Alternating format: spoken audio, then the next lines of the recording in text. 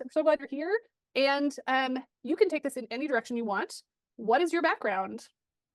Yeah, so background's kind of a loose term, but yeah, like you said, I grew up here in Silver City, New Mexico. Most of my family, going back to my great grandparents, did ranching and farming in Deming, Silver City, Lordsburg, and the Black Range as well. And then family kind of got away from that with my parents' generation, and grew up here. Went to school at Eastern New Mexico, where I got my degree in psychology, and then went into finance, as all psychology students do.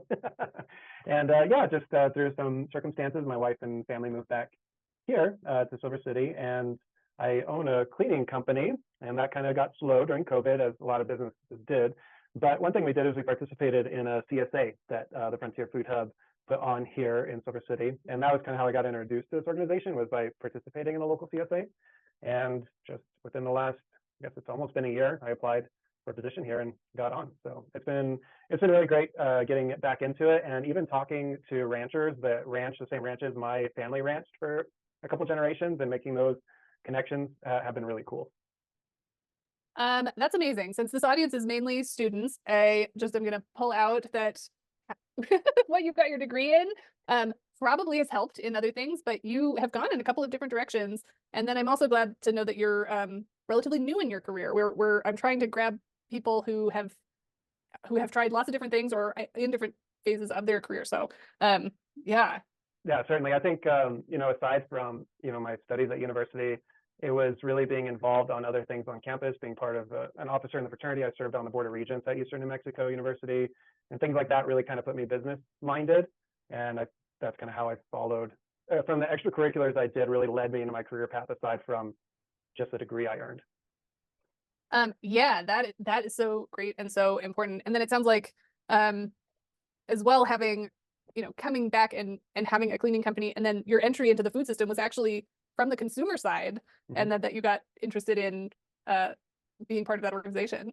Yeah, absolutely. And especially during 2020 with COVID, and we had such supply chain issues and all of that, local food became so much more important and forefront. And I know, at least in my family's mind, we were really lucky. We had ordered bulk beans and rice and quinoa from our local co-op right before everything happened and the supply chain went away. So we're really lucky that we had all these supplies that had come in, and it made us very conscious of where our food's coming from and how it's getting to us. Yeah, that's so interesting. I've had conversations about how different refrigeration and some other storage methods have changed how we purchase, and that a couple generations ago we would have all had larders. We would have all ordered in bulk most of the time, rather than going to the grocery store once a week for the next week. It's really interesting thinking of how the tools that we've built in our society have really changed how we buy it, and how that changes our resilience, which I'm seeing in your background. It's totally, like, yeah. that word is going back, pulling out that how your roots are in agriculture, and then it wasn't your lived experience, and that you're still able to come back. Yeah. Yeah, it's really been great. My grandmother lives with us. We take care of her, and she was the last generation of my family that really ranched in the area. So I'll ask her, it's like, hey, do you remember this ranch or this rancher? And even my great uncle, her brother, still did rodeo in the area. He did welding, horseshoeing. So he knows some of these people in our region too. And so just talking to them and getting to hear stories. And I think local food too is a lot about like the stories we tell. And because there's a story behind every farmer, every piece of land, every crop that's harvested, every cow or pig or chicken that's slaughtered. There's a story behind that. And so that was part of my family heritage that I've really learned to appreciate going back into the agricultural world.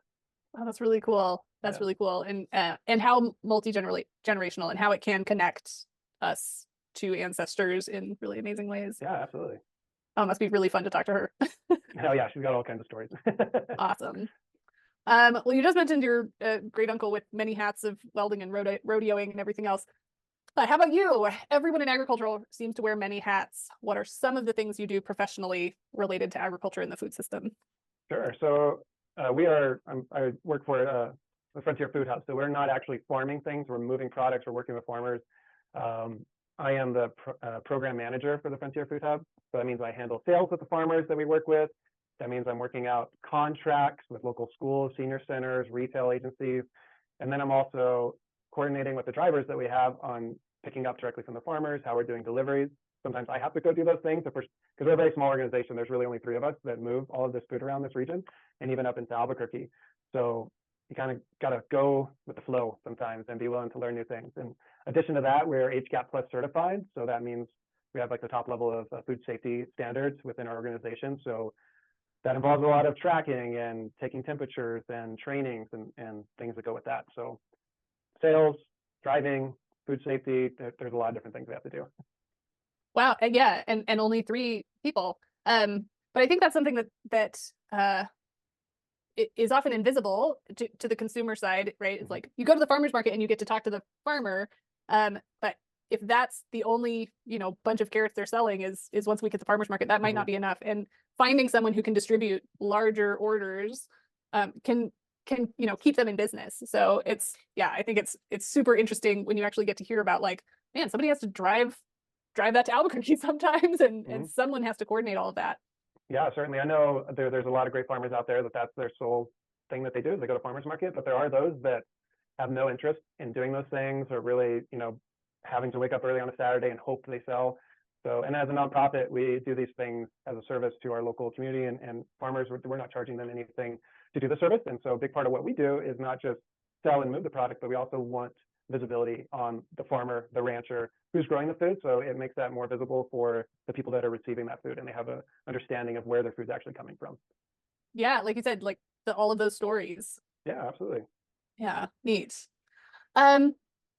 So great. So you really are sometimes doing one of everything. What motivates you in your work, and how does your work align with your interests and values? Yeah, so I think what to kind of go back in my time period, when I was a senior in high school, I had to move out of my home away from my parents for a multitude of reasons. But I was out on my own, and by the time rent and everything was paid, classes were done, I had like $30 for food for the month. And I wasn't fully emancipated. I couldn't get EBT. I couldn't do any of these things. So I really relied on the school. Back then we didn't have free lunches in school, but we only had like the free breakfast. So I'd load up on apples and milk and try to eat as much as I could. And I had some friends whose families had ranches in town, and they would bring me food and they would feed me. And so that I get a little teary thinking about it, but that made a really big impact on me. And so now even when I take my kids to school, that friend is one of the teachers at the school, and I get to work with her dad who ranches and do these things. So, and then I know for my wife and her stories, it's really access to food and food security is so important to me and my family. And we are losing small to medium-sized farmers and ranchers every day. And so in what I do, I feel like I have an opportunity to lighten their load and help increase their bottom line so that they can stay in production and they can keep doing things, because we're also losing generations of farmers. So a lot of the people I'm working with on a daily basis are first generation farmers, or maybe only second generation farmers. So they really need that support. And I feel like that's where we come in as a food hub to try and help give that support, whether it's selling, whether it's moving things, whether it's helping with food safety training so they can access different markets, or help with produce planning or anything else. That's kind of where we fit in. So that means a lot to me. Wow, it sounds like so it's both your lived experience of food insecurity, so that you really know what it means to people to have access to food, and then going back to your grandparents of like hearing the stories of how tough it is, and that the people who are coming into this maybe don't have that background and are coming in as first or second generation and like getting hit with all of these challenges without anything to rely on, and that you all can be there connecting and just providing some support. Yeah, absolutely. It's about service to others instead of service to ourselves, which there's a lot of great for-profit agencies, but as a nonprofit, we don't have to focus on the bottom line as much. We have great funders, grant opportunities, and so we really are able to focus in on what we're doing to help provide services for the people that we work with. That's really cool. Yeah, and you never know exactly what it means when you can it's like, oh, you're entering something on a spreadsheet or taking a call or whatever, and you just never quite know what it means to the person on the other end of the phone. Yeah, absolutely. Yeah, there's hands in the dirt. There's people balancing the checkbook, trying to figure out what to pay, how to plant, and a lot of stress. It's a very stressful thing to take on, and you're at the whim of the weather. Last year we had such a dry season; it was really hard for a lot of folks. So we tried to make the best of it that we could. So really a lot of ups and downs when you're working with food. Yeah, absolutely. Well, and then the supply chain, right? Of course, that hit everybody as well. Yeah. Amazing. Um, how did you get your position? Oh man, I kind of just fell into it. No, like I said, I own the cleaning business, and things never quite picked up, after COVID. And so I saw sales coordinator position advertised. It was only 20 hours a week, and I applied. And so I'd done sales in the past as a mortgage banker in finance, and as a business owner, you know how to talk to people and do these things. And so I just applied and got into it. And within a month, we were at a full-time position, and the organization's grown significantly as far as how much produce we're moving, and just kind of stayed with it. And it's a lot of fun. I work with some really great people, and it makes it worth it. That's really cool. I think again for students, it's like, you know, sometimes if there's something you really want to do, like get that foot in the door and then take off, right? It's like, Totally. yeah. Yeah, you never know if you're actually going to like it till you try it. So I've always been, if it's there, might as well apply and see what the heck, see what happens. Yeah. And then similar to some themes that have come from a couple of these conversations is like, if you haven't done work in this exact thing, right? It's like, oh, you've never done sales for a food distributor, but you have done sales for these two other completely different kinds of situations, and they still apply. Absolutely. Yeah. And it's, those skills that you pick up from different places, sometimes they feel like they're just localized to that. But really, I mean, if you think broader, you can apply those skills to wherever you go and whatever you do, and make it into what you need to be successful at your job or whatever you're doing. Yeah. It's also great to hear that that it's growing, right? It's really nice to know that there's more local produce being produced than there was 2 years ago or whatever. That's pretty amazing. Yeah, absolutely. We have just had a conversation with a new farmer coming in, and they've come to us as they're moving into the state, buying some land, asking questions, because some people come down to New Mexico and don't realize that squash is such a big crop, and are really surprised that we sell a lot of squash, because it is like a cultural and regional thing. There's a lot of squash in traditional New Mexico cooking. So, just little conversations like that make a difference in how, because they could plant something that no one here would know what it is or want it, versus where they came from, it may be very popular. So just, having those conversations of what's maybe culturally appropriate, and which also helps them move and sell their products as well. Yeah. And what a cool way to connect new people to a community, right? Like food connects people, and yeah, wow. Yeah, absolutely.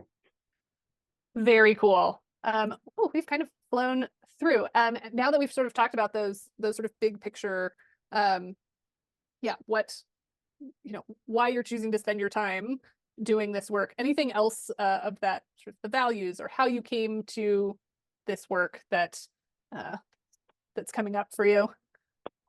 No, that's it. And the more I get into it and work with the farmers on a daily basis, the more I appreciate what I do. And because, like you said, sometimes it is numbers on a spreadsheet, or it is, or it's just these like very abstract things. But this year, now that I've really got a handle on the position, I'm able to spend more time with the farmers, more time at farms, and doing that has, revived my interest in what I do, because it's real people doing real things.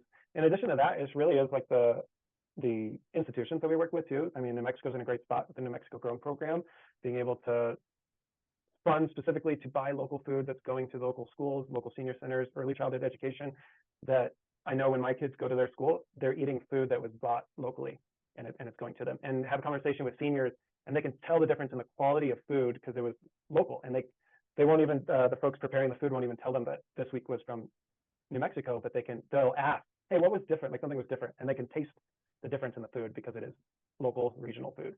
So stuff like that just is really, really exciting. That's really cool. And what you just said, and what I was saying of like, it's really nice to have people at different times of doing their job. I think one thing people don't realize is everyone in the food system in some way gets tied to the agricultural calendar. And it's like, that was certainly my experience. The first year, I didn't know what my job was until I started my second year, because it kept being new. It was like, for us, it was like, oh, you can't talk to them now, it's they're calving. Oh, you can't talk to them now, it's branding. Oh, you can't talk to them now, it's weaning. And it was sort of like, okay, when can I talk to them? And after the first year, but you didn't know for that whole first year. Yeah. Did you want to say anything else about the learning curve and how you got through it? Yeah, I think, like you said, the seasonality of the food system is so foreign to us as Americans, who just can go to these stores and buy whatever you want, whenever you want it, regardless of the season. And through these programs where you're buying local food from folks, it's, hey, we don't actually have apples in New Mexico in February. That's not something that's available. There aren't really tomatoes in, May. So having these conversations of when these certain foods are available throughout the year with the people that are buying and preparing the food is it's been a learning curve for everybody. I think as we're becoming more, we're getting back to being in tune with the seasonality of food and what's available at certain times. And I think it's good because it brings us back to the reality of what it means to actually grow food at small to medium sized scale instead of just relying on our food to come from somewhere else, grown who knows where. And then also on the nutritional side, I mean, you're getting food that's harvested early and ripening on its way to the store versus when you're getting it locally, it's ripe, it's picked up, it's delivered, it's eaten. So you have, and that creates a better nutritional value in the food as well. So I don't know, it's a very interesting thing, and I'm learning something new every day, I feel like. Yeah. And then, we don't even need to talk about how climate change might change those things. But, like you said, with the producers who are on the forefront of the drought or the fire or the flood, it's like you kind of get the hang of the calendar and then something changes. So absolutely. Yeah. Woof. All right, let's transition from sort of the big picture stuff to some of these still really important. How we spend our time on our limited time on Earth is really important. So this first set is a set of 3 questions. How much time are you on a computer? How much time do you spend on the road? So that would be driving or sleeping away from home if you needed to be somewhere for a delivery. And how much time do you spend outdoors? Yeah, so now that I'm really full into like this operational, in charge of operations, I'm mostly at a computer now. I would say like probably 80 to 90% of my time is spent on the computer, on the phone, doing these things. But I do get to spend, I mean, those last 2 weeks I spent traveling around and doing farm visits with our local farmers as they're getting ready to plant and do things, and get to visit, talk about their, water, how's water access for you, talking about soil and what their plans are, and kind of advising them on that. And so that's a lot of fun. I love going to the farm. Also, we work with some co-packers and different facilities, so going to see these warehouses and how they're processing food, and all of those things it's a lot of fun. And we do also do like a mobile farmers market that we do into like our very remote areas that don't have a designated farmers market. And so really my first year I took that on. So every Saturday I was on the road, going to Reserve, going to Hidalgo County here locally, setting up, putting food out, talking to locals, selling, which is really what I love to do. I love to just talk with people and build relationships and do those things. And so I still get to go do that sometimes, or cover for one of our drivers and going and picking up from the farm or doing deliveries and doing things like that. And also I get to do, different trainings throughout the year, go to different conferences. So that puts me on the road sometimes, maybe for 3 or 4 days at a time. I'll be gone and out of town, but mostly I get to be home and I can work remotely. So, which is great. As a dad and a husband, I can be home on snow days and just work at the dinner table and have that kind of flexibility. Or if we do want to leave and go somewhere, I can just work from wherever I'm at usually, as long as I don't have to come in and drive or something like that. But typically I can work from wherever, but I love the people I work with. So I usually come to the office every day and do that. I really enjoy it. Nice. Yeah. Having that flexibility in this modern world can be really powerful. Yeah. Neat. What do you do on your favorite days? And you may have just touched on that a little bit, but put a finer point on it. Yeah. I mean, my favorite days are really just talking to people. I love making the phone calls to the farmers, or, here recently we brought on someone new and they had an opportunity to move a lot of specific products. So helping them get connected with other people throughout the state to help get that product moved around. That's super fun for me because it's, creating value for people in what we do and helping them connect with other people is a lot of fun. And I love working, days that everyone's in the office coming in and out and talking and planning and looking forward. Those are the days I really enjoy. Just being around people and talking with them. Those are my favorite days. Nice. So it sounds like even on the phone, sometimes you can have one of your favorite days if it's making all those totally, connections. Yeah. Even if it's a real negative phone call, we got a problem to solve, we could try and we don't have to look at it negatively. Yeah.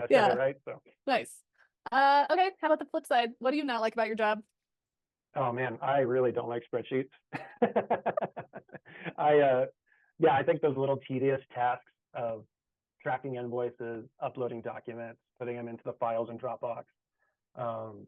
Those are the things I do not enjoy. And usually I do end up putting them off last minute and then crank it out.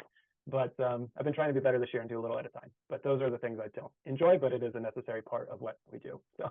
Absolutely. Well, and it's the same thing. It's like, does what you do enjoy outweigh the parts that you don't enjoy? And then luckily for a job, they do pay you to do the parts that you don't enjoy. Oh yeah, there's always gonna be something you don't like, Yeah. I just gotta just get through it. But Yeah. yeah, it's really just those little data things and doing the little moving documents around on the computer. Yeah. The naming conventions. Oof, Yes. yeah. Yeah. Um, great. So this is, I sort of asked this in two ways. So for some people, vacation is really important. Mhm. So, and for some people it's not. So I try to ask this in two ways. What kinds of vacations do you get to take and how flexible are they? Or what else is important to you about your work-life balance? Yeah, totally. As far as vacations go, the place I work is very um, pro work-life balance, and take your vacation, use your PTO to get out of the office. When you're out of the office, don't answer emails, stuff like that. So, types of vacations I usually take are either with my family, going somewhere, the national park, being outside, camping, doing those kinds of things, or I'm with some of my best friends going on a trip, celebrating they have a baby on the way, someone's getting married. Those are really the trips I get to take as an adult now. Mostly are really centered around those things. And as far as work-life balance goes, my number one thing is to be available for my kids at whatever they're doing, to go to all the practices, to go to all the games. They have a bike club at school, so I get to leave work early on Wednesdays. I'm out of here by 1, so I can go ride bikes and teach kids about riding bikes and take them to do all that stuff, and then spend time with my wife, help prepare dinner.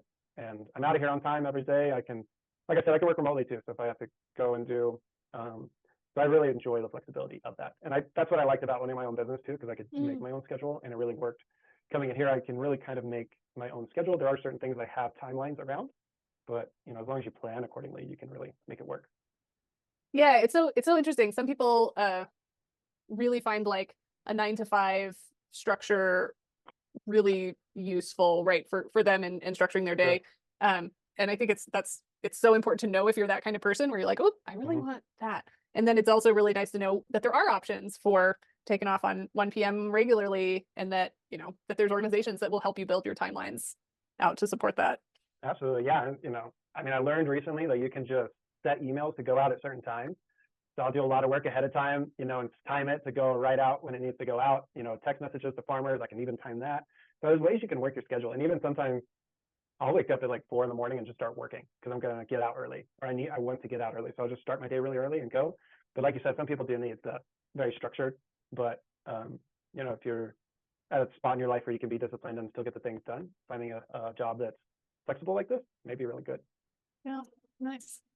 Um, let's see. My goodness. All right. If you were going to hire someone to help you in your work, what would you look for in that applicant?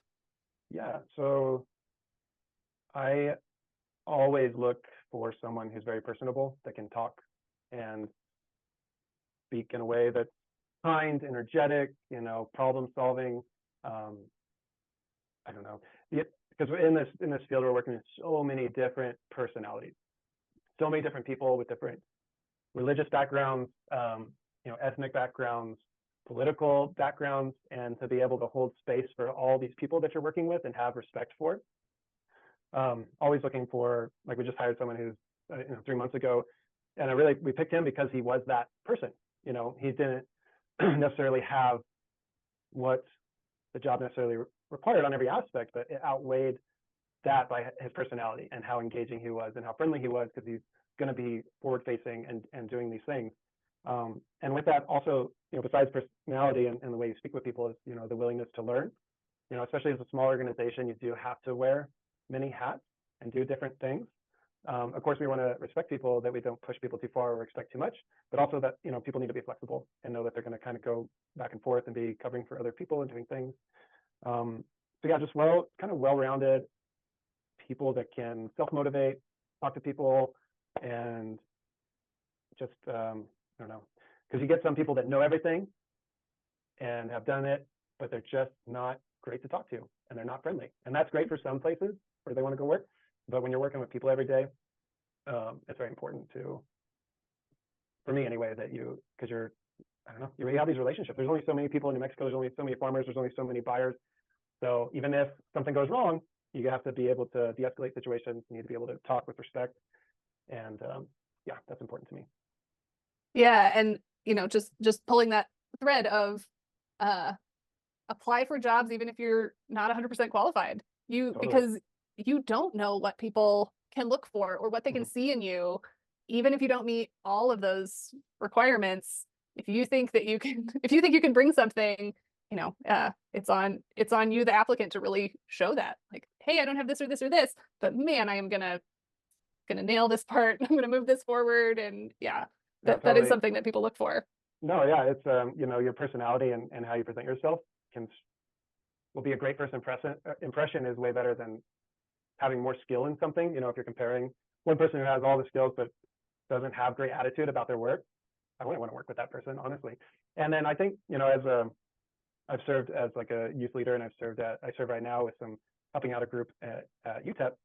And the thing I tell all of them is, go as a student, don't just stick to your class, go and do other things, be involved in other things on campus, go do a job that's uncomfortable and maybe outside Mm, of your skill. You know what I mean? In the summer, I made Adobe bricks one summer, and it was some of the hardest work I ever did, but it was so much fun. I've done janitor jobs. I've worked for charities and um, being part of student organizations, and all of that throughout my college experience led me to where I really feel confident that I could go into many different career fields just because of that lived experience that I have outside of what my education was. Um, and that's what I think is really, it's those intangibles that are really separate people, I think.